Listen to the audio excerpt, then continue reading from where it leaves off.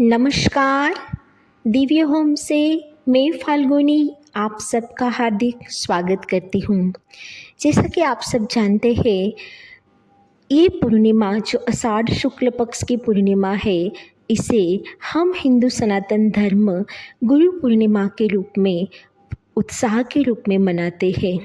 तो इस वीडियो में हम चर्चा करेंगे हमारे हिंदू सनातन धर्म में गुरु पूर्णिमा का महत्व और हिंदू सनातन धर्म में सबसे पहले आदि गुरु कौन थे और उन्होंने किसको अपना पहला शिष्य बनाया तथा इसके बाद संसार को किस तरह से आदि गुरु ने एक सुंदर तंत्र दिया और इसीलिए एक गुरु पूर्णिमा का महत्व कैसे बढ़ा, आज इस वीडियो में हम इसकी चर्चा करेंगे। लेकिन इससे पहले कि हम चर्चा आगे बढ़ाएं, रोज की तरह मुझे जल्दी से कमेंट बॉक्स में लिखिए कि आपके गुरु कौन हैं और आप अपने आध्यात्मिक गुरु से मिले हो या नहीं। आइए समझते हैं आज की वीडियो को, गुरु पूर्णिमा के महत्व को। जैसा कि आप सब जानते हैं कि इस साल जो गुरु पूर्णिमा है वो गुरुवार को यानी कि 10 जुलाई को आ रही है। गुरुवार गुरु का ही तो वार है, तो ऐसे शुभ संयोग पर आ रही ये पूर्णिमा कुछ खास, कुछ विशेष है।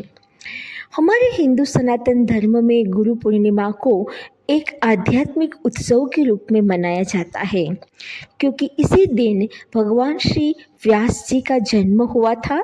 इसीलिए इसे व्यास पूर्णिमा भी कहा जाता है, क्योंकि इसी दिन श्री व्यास जी ने 4 वेदों की रचना की थी।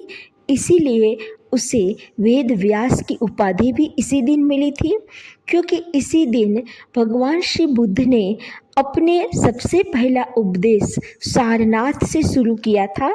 इसीलिए ये दिन भगवान श्री बुद्ध और बुद्धिज्म के लिए भी बहुत महत्वपूर्ण है, क्योंकि इसी दिन भगवान श्री महावीर ने अपने प्रथम शिष्य गौतम गणधर को पहली बार दीक्षा दी थी। और क्योंकि इसी दिन आदि योगी भगवान शिव ने आदि गुरु बन के अपने 7 शिष्यों को प्रथम शिक्षा दी थी, जिसे आज हम सप्त ऋषि के नाम से जानते हैं और इसी दिन को हम गुरु पूर्णिमा के नाम से भी जानते हैं। तो हिंदू सनातन धर्मों में ये जो दिन है गुरु पूर्णिमा का, उसका विशेष और खास महत्व है। एक्चुअली ये पर्व आध्यात्मिक पर्व के रूप में जाना जाता है, क्योंकि जो हमारे चेतना के स्तर को उठाता है, जो हमें आध्यात्मिक वृद्धि प्रदान करता है, वही सही मायने में हमारा गुरु है। और ऐसी समस्त गुरु शक्ति को दिव्य होम की ओर से सत सत प्रणाम। आइए इस वीडियो में जानते हैं कि आदि योगी शिव ने आदि गुरु बन के किसको शिक्षा दी और ये शिक्षा क्या थी। तो इस वीडियो में गुरु पूर्णिमा के इस विशेष और शुभ अवसर पर जानते हैं कि आदि गुरु शिव ने जो जिन शिष्यों को ये शिक्षा दी वो शिक्षा क्या थी। आज से लगभग 15,000 वर्ष और उससे भी अधिक समय पूर्व, जब सभी धर्मों से भी बहुत पहले एक योगी आदि योगी हिमालय में प्रकट हुए, भी परमानंद में मग्न होकर नाचने लगते या फिर शांत भाव से स्थिर होकर बैठ जाते। उस अवस्था में उनकी आंखों से बहते आंसू ही उनके जीवित होने का एकमात्र लक्षण थे। यह तो साफ था कि वो एक ऐसा अनुभव पा रहे थे जिसकी कोई कल्पना तक नहीं कर सकता था। ये बात है सतयुग की। लोग दिलचस्पी लेते हुए उनके आसपास जमा होने लगे, किंतु उन्होंने कोई ध्यान नहीं दिया। इसीलिए धीरे धीरे भीड़ छटने लगी। वहाँ सिर्फ 7 गंभीर साधक ही बचे रहे। उन्होंने विनती की उस योगी को कि कृपया हम जानना चाहते हैं कि आप क्या जानते हैं। उनके आग्रह को देखते हुए उस आदि योगी ने उन्हें आरंभिक साधना की दीक्षा दी। वो आदि योगी और कोई नहीं लेकिन आदि गुरु भगवान श्री शंकर थे। और वो जो 7 गंभीर साधक और कोई नहीं लेकिन सप्त ऋषि थे। उन सप्त ऋषियों को भगवान शिव ने जो अपना ज्ञान प्रदान किया, वो ज्ञान इतनी आसानी से प्रदान नहीं किया था। भगवान शिव ने उसके लिए उनकी कड़ी परीक्षा ली थी। उन्होंने पूरे 84 वर्ष तक पूरी एकाग्रता के साथ अपने इन 7 साधकों की परीक्षा ली।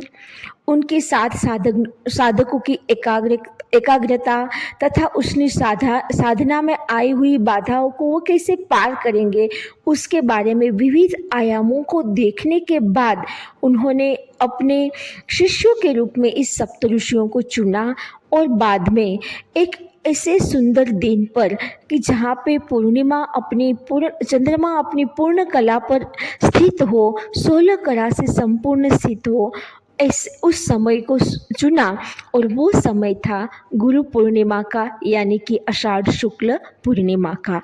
और वो स्थान क्या था? वो स्थान था कांति सरोवर, जो आज का जो केदारनाथ है उससे लगभग कुछ किलोमीटर दूरी पर ये सरोवर स्थित है।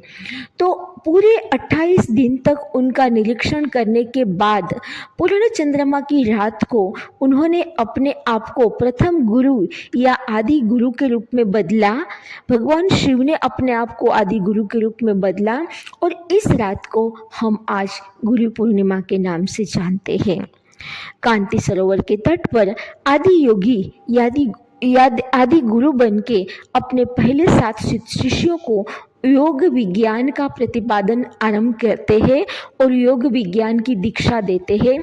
जो साधक थे वो थे सप्त ऋषि, और जिसे योग विज्ञान तंत्र के नाम से जाना जाता है। बाद में उसी साधकों को, यानी कि उसी सप्त गुरुओं को आदि गुरु शिव एक श्वास का जो हम सांस लेते हैं उस सांस का विज्ञान सिखाते हैं और कुल 112 तरह के उपाय प्रस्तुत करते हैं कि जिनके माध्यम से मनुष्य अपनी सीमाओं से परे जाकर अपनी अधिकतम संभावना तक पहुंच सकते हैं। तो जो ये सांस का विज्ञान था उसे आज हम भैरव तंत्र के नाम से जानते हैं।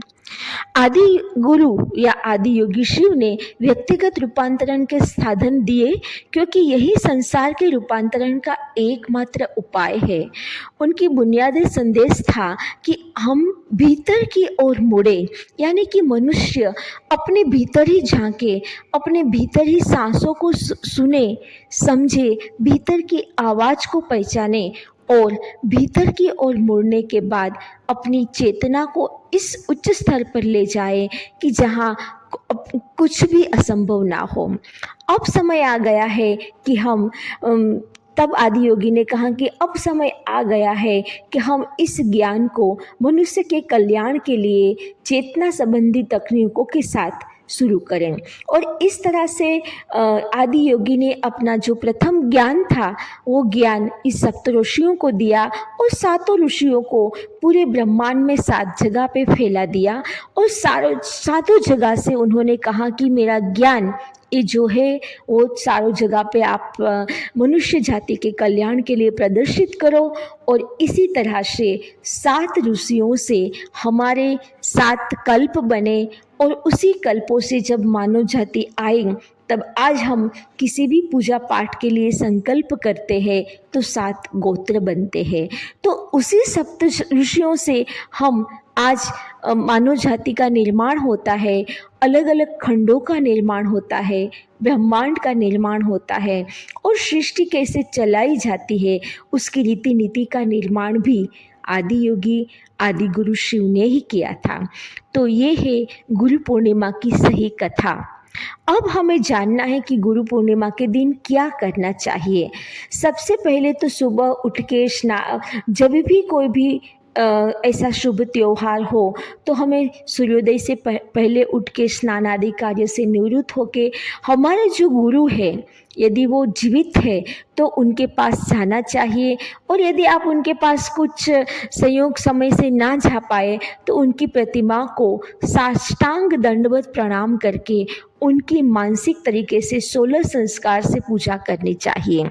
अब ये 16 तरह की पूजा में हम फूल, माला, अष्टगंध जिस तरह से हम रोज़ करते हैं पूजा, इस तरह से दीप धूप आदि से पूजा करके हमें उनकी आदर करना चाहिए। इस तरह से गुरु पूर्णिमा के दिन आपके कोई भी गुरु हो, उसका बड़ा आदर के साथ उनका यदि हम विधि विधान से उनकी पूजा करते हैं तो जो हमारा गुरु चक्र यानी कि जो हमारा आज्ञा चक्र है वो विकसित होता है। वैसे आदि गुरु शिव ने अब मनुष्य के अंदर भीतर ही मुड़ने की बात की है, क्योंकि जो हमारे भीतर है वो 7 चक्र, जो मुख्य तरीके के 7 चक्र है, वो 7 चक्रों को भेदने की जो क्रिया है वो कुंडलिनी का ज्ञान भी इसी दिन सप्त ऋषियों को दिया है और उसी सप्त ऋषियों से ये ज्ञान हम तक पहुंचा है। कुंडलिनी शक्ति वो अभूतपूर्व शक्ति है जो मनुष्य अपनी सीमाओं से परे जा सकता है। तो उन 7 चक्रों का भेदन और मूलाधार से लेकर सहस्त्रार चक्र तक की जो यात्रा मनुष्य करता है और इसके बाद जो आध्यात्मिक वृद्धि उनमें होती है, वही वृद्धि की शुरुआत, वही आध्यात्मिक वृद्धि की शुरुआत गुरु पूर्णिमा के दिन हुई थी। अतः हिंदू सनातन धर्म में गुरु पूर्णिमा का महत्व विशेष कुछ खास है। दिव्य होम से उनके सारे दर्शकों से ये नम्र निवेदन है कि आप अपने सच्चे गुरु को पहचानें। यदि आपके गुरु नहीं है तो आदि गुरु भगवान शिव को आज के दिन अपना गुरु मान के उसकी प्रतिमा के सामने साष्टांग दंडवत प्रणाम करके उनके दिए हुए उपदेशों को सुने, उनके मार्गों पे चले। उन्होंने जो कहा है कि भीतर की ओर मुड़े, तो हमें अपनी एनर्जी बाहर से निकाल के अपनी भीतर की ओर मुड़ना है। अपने चक्रों, जो हमारे 7 चक्र मुख्य तरीके से है, उस 7 चक्रों को जागृत करना है और आध्यात्मिक तरीके से हमें आगे बढ़ना है। याद रहे दर्शकों कि गुरु पूर्णिमा का दिन आध्यात्मिक गुरु को साधने का दिन है, ना कि हमारे शैक्षणिक गुरु को। लेकिन किसी ने भी आपके अंदर जो इंसाइट दी हो, वो कोई भी आपके आध्यात्मिक गुरु, आपके स्पिरिचुअल गाइड हो सकते हैं, चाहे वो गुरु की पदवी में हो कि ना हो। लेकिन किसी ने आपको अच्छा ह्यूमन बीइंग बनाया है, आपको मानवता का संदेश दिया है, सीख दी है, वो आपके गुरु हो सकते हैं।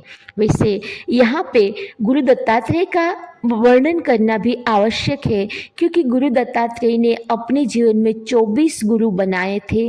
वो 24 गुरु कोई खास नहीं थे, लेकिन आम, जैसे कि फिश, स्नेक, कुत्ता, गाय आदि सब उनके गुरु थे। और उन्होंने कहा था कि मैंने अपने जीवन में इन सब से कुछ ना कुछ सीखा है। तो इस तरह से आप भी, आपकी गुरु की तलाश भी यहाँ खत्म हो और आपके जीवन में अच्छे गुरु का आगमन हो, इसी शुभकामना के साथ जुड़े रहिए मेरे साथ दिव्य होम में। नमस्कार, धन्यवाद।